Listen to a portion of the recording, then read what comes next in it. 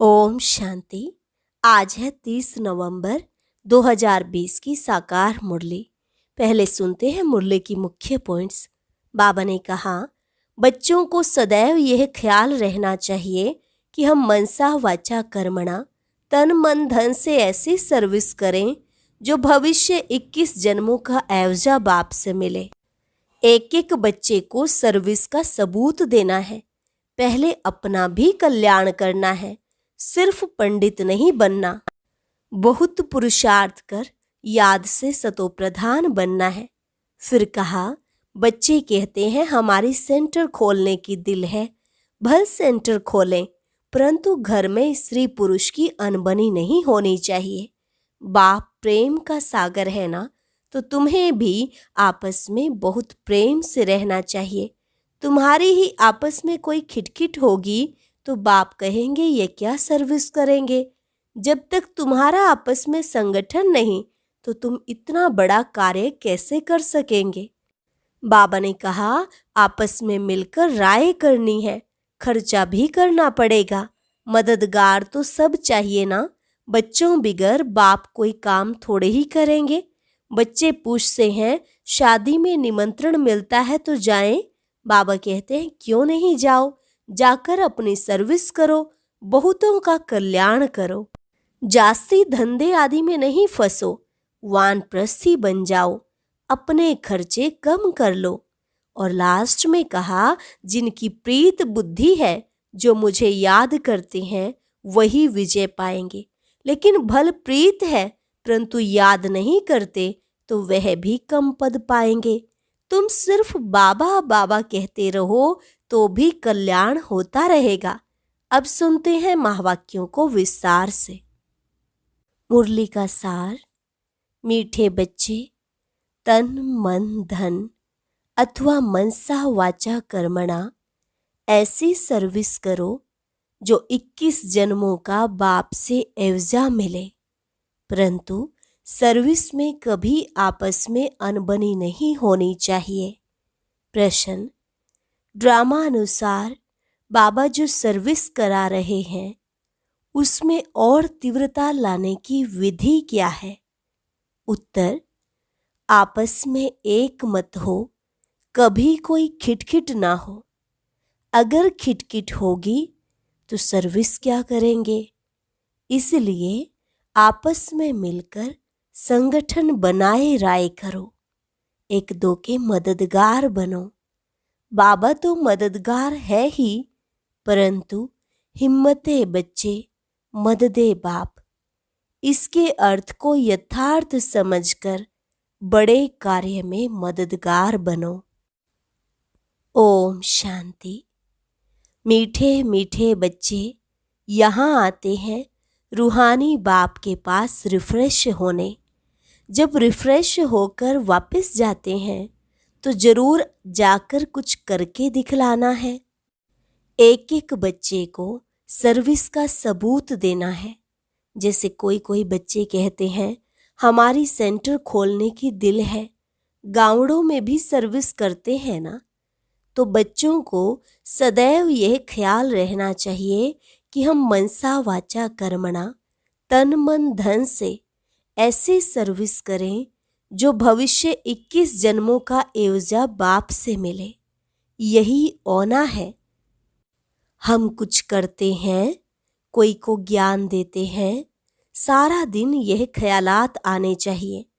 भल सेंटर खोलें, परंतु घर में स्त्री पुरुष की अनबनी नहीं होनी चाहिए, कोई घमसान नहीं चाहिए। सन्यासी लोग घर के घमसान से निकल जाते हैं, डोंट केयर कर चले जाते हैं। फिर गवर्नमेंट उन्हों को रोकती है क्या। वह तो सिर्फ पुरुष ही निकलते हैं।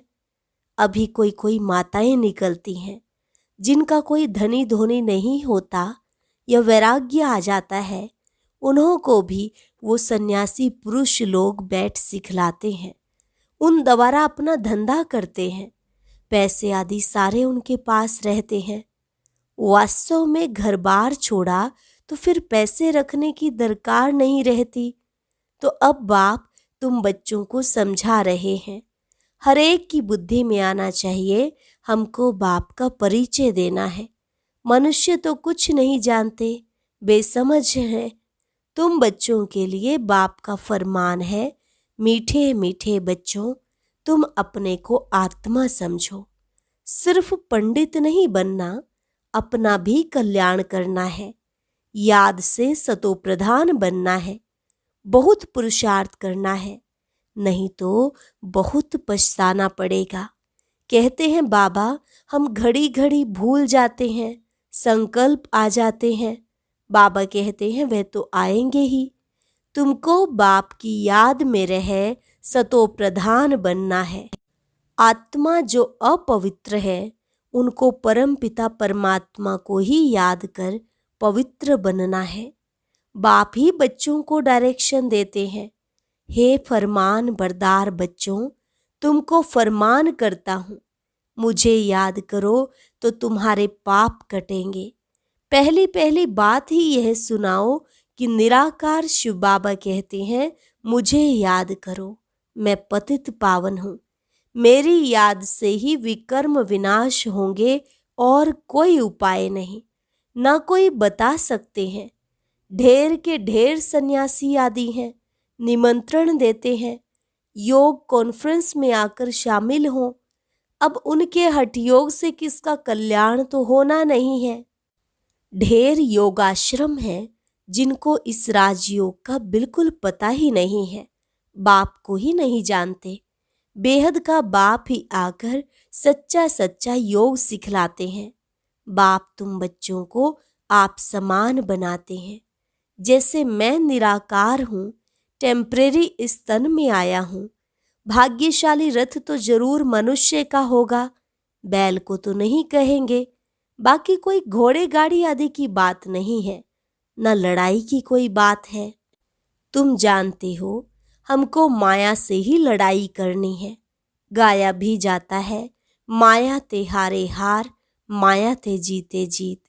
तुम बहुत अच्छी रीति समझा सकते हो, परंतु अब सीख रहे हो। कोई सीखते सीखते भी एकदम धरनी पर गिर जाते हैं, कोई खिटपिट हो पड़ती है। दो बहनों की भी आपस में नहीं बनती, लून पानी हो जाते हैं। तुम्हारी आपस में कोई भी खिटखिट नहीं होनी चाहिए। खिटखिट होगी तो बाप कहेंगे यह क्या सर्विस करेंगे। बहुत अच्छे अच्छे का भी ऐसे हाल हो जाता है। अभी माला बनाई जाए तो कहेंगे डिफेक्टेड माला है, इनमें अर्जुन यह अवगुण है। ड्रामा प्लान अनुसार बाबा सर्विस भी कराते रहते हैं, डायरेक्शन देते रहते हैं। दिल्ली में चारों ओर सेवा का घेराव डालो। ये सिर्फ एक को थोड़े ही करना है, आपस में मिलकर राय करनी है। सब एक मत होने चाहिए। बाबा एक है, परंतु मददगार बच्चों बिगर काम थोड़े ही करेंगे। तुम सेंटर्स खोलते हो, मत लेते हो। बाबा पूछते हैं मदद करने वाले हो?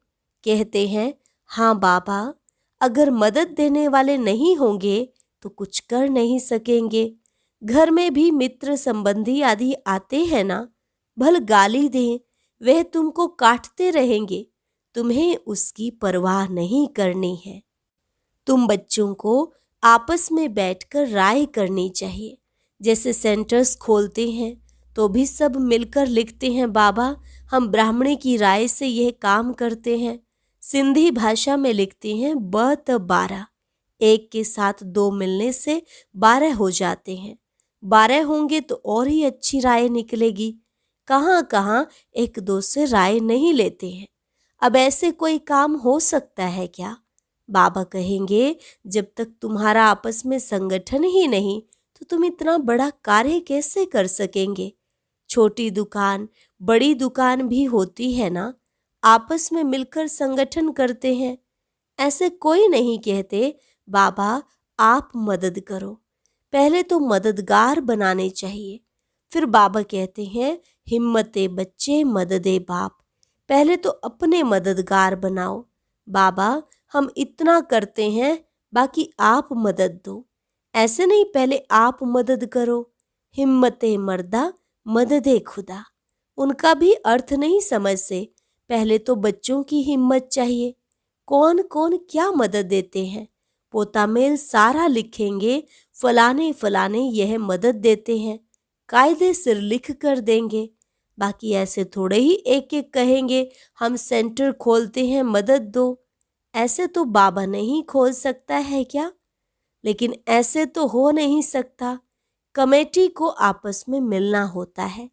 तुम्हारे में भी नंबरवार है ना? कोई तो बिल्कुल कुछ भी नहीं समझते, कोई बहुत हर्षित होते रहते हैं। बाबा तो समझते हैं इस ज्ञान में बहुत खुशी होनी चाहिए। एक ही बाप, टीचर, गुरु मिलता है तो खुशी होनी चाहिए ना। दुनिया में यह बातें कोई नहीं जानते। शिव बाबा ही ज्ञान सागर, पतित पावन, सर्व का सद्गति दाता है। सबका फादर भी एक है। यह और कोई की बुद्धि में नहीं है। अभी तुम बच्चे जानते हो वही नॉलेजफुल लिबरेटर गाइड है। तो बाप की मत पर चलना पड़े, आपस में मिलकर राय करनी है, खर्चा करना है। एक की मत पर तो नहीं चल सकते। मददगार सब चाहिए। यह भी बुद्धि चाहिए ना। तुम बच्चों को घर घर में मैसेज देना है। पूछते हैं शादी में निमंत्रण मिलता है, जाएं? बाबा कहते क्यों नहीं जाओ, जाकर अपनी सर्विस करो, बहुतों का कल्याण करो। भाषण भी कर सकते हो। मौत सामने खड़ा है। बाप कहते हैं मामे कम याद करो। यहाँ सब पापात्माएं हैं, बाप को ही गाली देते रहते हैं, बाप से तुमको बेमुख करते रहते हैं। गायन भी है विनाश काले विपरीत बुद्धि। किसने कहा? बाप ने खुद कहा है मेरे से प्रीत बुद्धि नहीं है, विनाश काले विपरीत बुद्धि है। मुझे जानते ही नहीं है। जिनकी प्रीत बुद्धि है, जो मुझे याद करते हैं, वही विजय पाएंगे। भल प्रीत है परंतु याद नहीं करते हैं तो भी कम पद पालेंगे। बाप बच्चों को डायरेक्शन देते हैं। मूल बात सबको मैसेज देना है। बाप को याद करो तो पावन बन, पावन दुनिया का मालिक बनो। ड्रामा अनुसार बाबा को लेना भी बूढ़ा शरीर पड़ता है। वानप्रस्थ में प्रवेश करते हैं। मनुष्य वानप्रस्थ अवस्था में ही भगवान से मिलने के लिए मेहनत करते हैं। भक्ति में तो समझते हैं जब तप आदि करना, ये सब भगवान से मिलने के रास्ते हैं। कब मिलेगा वह कुछ पता नहीं।